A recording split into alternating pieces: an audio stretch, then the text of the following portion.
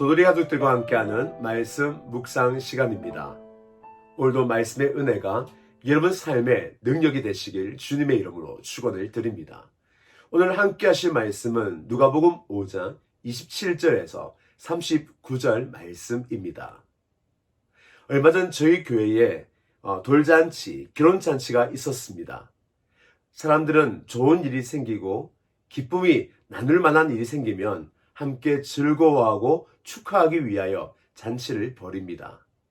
생일 잔치도 그러하고 칠순, 팔순 잔치도 마찬가지죠. 요즘에는 입학잔치, 취업잔치를 한다고 합니다. 대학 입학, 좋은 직장에 취업하는 것 힘들기 때문에 생긴 새로운 문화가 아닐까요? 오늘 본문의 내용은 이 잔치집 이야기입니다. 레위란 사람이 세리였습니다. 그가 세관에서 세금을 거두고 있을 때 예수님께서 그에게 나아가십니다. 그리고 제자로 부르십니다. 나를 따르라. 이 말을 들은 레위는 모든 것을 버려두고 예수님을 따르는 제자가 됩니다.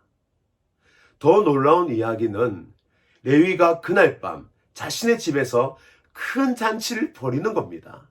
그리고 자신이 알고 있는 많은 사람들을 모아서 함께 즐거워하고 기쁜 시간을 가집니다. 그런데 이때 분위기 파악 못하는 바리새인 서기관들 나와 흥을 깨는 질문을 두 가지 던집니다. 오늘 이 질문과 예수님의 대답을 통하여 우리가 발견해야 될 그 진리가 무엇인지 함께 나누시겠습니다. 먼저 첫 번째 질문입니다. 예수님의 제자들에게 바리새인과 서기관들은 어떻게 하여 당신들은 이 죄인들과 세리들과 함께 식사를 합니까? 라는 질문이었죠. 이때 예수님께서 옆에서 들으시고 말씀하십니다. 병든 자라야 의사가 필요하고 바로 나는 죄인을 위하여 온 사람이다 라고 말씀을 하십니다. 근데 이 말 속에는 바로 이 레위가 예수님을 통하여 발견한 놀라운 새로운 가치, 이 세상의 어떤 것보다 비교할 수 없는 인생의 진정한 의미, 모든 것을 버리더라도 예수님과 함께하면 이것만큼은 내가 얻을 수 있겠구나라고 하는 그 한 가지를 말해주고 있습니다. 바로 예수님은 죄인을 위하여 구속하기 위해 오신 구원주이시라는 것입니다. 오늘 세리 마태에게 이 잔치집은 부활 잔치집입니다. 저주받아 심판을 받고 지옥에 갈 수밖에 없는 자신을 바로 이 예수를 통하여 구원을 얻는 그 길을 발견한 것이죠. 그에게는 오늘 벌인 잔치는 부활 잔치였습니다. 그리고 천국에 들어가는 천국 잔치였습니다.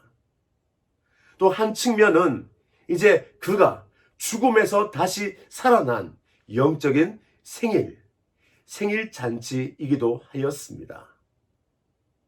오늘 이 놀라운 잔치를 바로 이 세리는 발견을 하고 그리하여 예수님과 함께 잔치집을 벌인 것입니다. 저와 여러분은 예수 믿었다는 이 사실로 인하여 내 인생을 잔치집으로 만들고 있습니까? 예수님 안에서 부활잔치, 천국잔치, 영적 생일잔치를 벌이고 계십니까? 내가 구원받은 이 한 가지 사실로 기뻐하며 즐거워하십니까? 예수를 믿으면 내 안에 이 잔치집들이 벌어지는 것입니다. 두 번째 질문입니다. 바리새인들이 예수님께 물었죠. 왜 당신의 제자들은 금식을 하지 않습니까? 이 질문의 대답 속에 왜 레위가 모든 것을 버리고 그렇게 큰 기쁨으로 큰 잔치를 벌였는지 답을 찾을 수 있습니다. 예수님께서 이렇게 말씀하셨죠. 아니, 혼인집에 신랑이 있는데, 이 결혼잔치를 하고 있는데, 아니, 누가 이 손님들을 금식시키겠느냐? 함께 즐거워하고 기뻐하지 않겠느냐? 혹여나 신랑을 빼앗긴다면 그때는 금식을 해야 되지 않겠느냐라고 말씀을 하십니다. 오늘 이 혼인잔치집의 이 기쁨, 바로 레위의 기쁨이었습니다. 레위는 예수님을 자신의 주님으로 모시고 자기가 제자가 되었을 때에 영적인 예수님과의 관계를 발견하였습니다. 자신은 신부요, 바로 예수님이 신랑임을 발견한 것이죠. 레위는 신랑의 맛을 알았던 것입니다. 신부는 신랑과 함께할 때 기뻐하고 신랑 안에서 안식을 누리고 신랑으로 인하여 행복하고 신랑 때문에 평안한 사람이 신부입니다. 오늘 레위는 예수님 안에서 신부된 자신의 이 평안과 행복한 모습을 발견할 수 있었던 것이죠. 마치 이 세상에는 많은 여인들이 있습니다. 인구의 반 30억이 여자입니다. 그러나 제 아내는 딱 한 사람이죠. 마찬가지입니다. 모든 것을 버리더라도 예수님 안에 모든 것이 있기에 레위는 예수님의 신부가 되었고 그 혼인집 잔치에 큰 기쁨을 누리게 된 것입니다. 오늘 저와 여러분, 예수님의 신부가 된 우리에게 신랑의 맛을 알고 신랑 때문에 즐거워하고 예수 신랑 때문에 행복한 삶을 살고 있으십니까? 혹시 우리 안에 예수님 신랑이 너무 부담스러워 가출하여 혼자 고멜처럼 힘들어하고 아파하는 우리의 모습은 없습니까?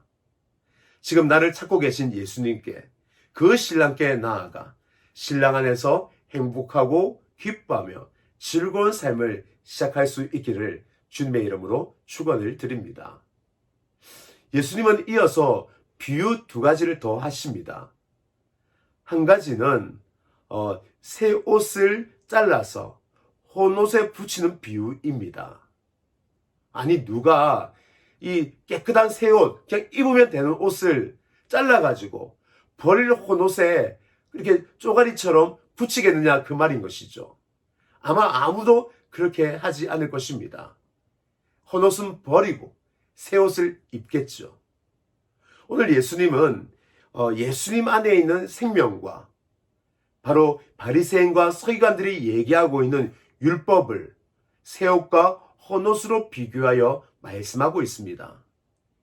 예수님은 생명입니다. 그러나 이 율법은 생명으로 이끄는 몽학선생이죠. 내가 생명을 가지고 있고 생명을 알았다면 생명으로 인도하는 몽학선생은 필요 없게 되는 겁니다.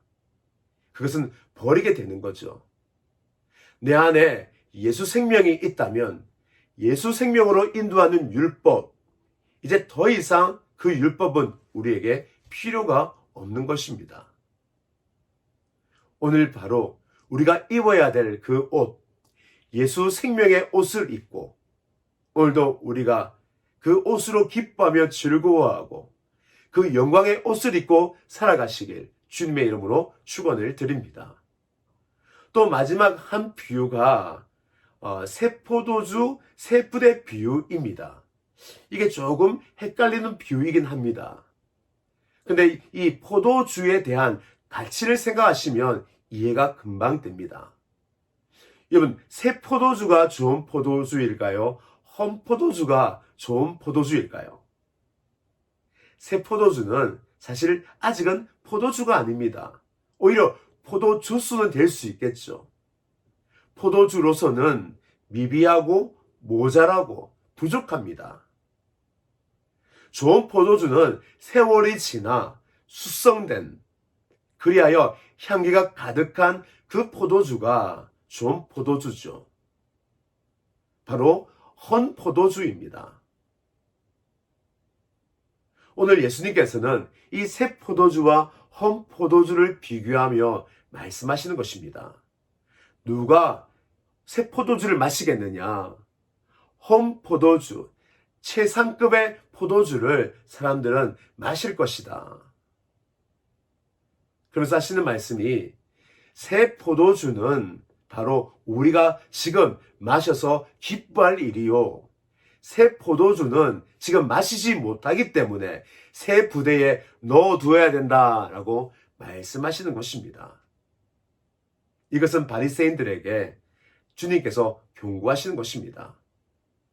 지금 우리가 기뻐하고 즐거워해야 될 그 일은 예수님으로 말미암아 이제 이 잔치집이 된 잔치집으로 부족함이 없는 그 즐거움을 누리는 것이다 라고 말씀하고 있으며 오히려 새 포도주, 바리새인과 서기관들 너희들은 아직까지 모질하고 부족하고 포도주로서의 정말 이 기쁨의 생명이 없는 너희들은 새 부대에 들어가 조용히 있어라 이 말씀을 하고 있는 것입니다.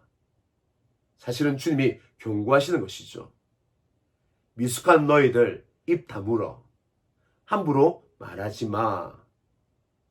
지금 세리와 여기에 모이는 죄인들 오히려 나로 말미암아 구원을 받고 잔치집으로 기뻐하며 즐거워하고 흥을 돋구는 데에 부족함이 없단다라고 말씀하시는 것입니다. 오늘 이 말씀을 통하여 여러분의 인생은 어떤 인생이십니까? 예수님을 만나면 그 인생은 잔치집 인생이 되는 것입니다. 예수님을 만났는데 아직도 내 인생은 초상집이다. 문제가 있는 것이죠. 신랑 되신 예수님을 여러분이 꼭 만날 수 있기를 바랍니다. 신랑의 맛을 알기를 바랍니다. 그로 말미암아 예수님 안에서 신랑 안에서 즐거워하고 기뻐하는 삶. 그로 인하여 진정한 포도주의 맛을 아는 인생. 예수님의 맛을 아는 거죠. 그리하여 우리에게 주어진 새 옷, 제 옷을 벗어버리고 예수님의 옷을 입고 이제는 예수님과 함께 의로운 삶, 행복과 기쁨이 넘치는 진정한 예수 그리스도의 형상으로서의 삶을 살아갈 수 있는 저와 여러분 되시기를 주님의 이름으로 축원을 드립니다.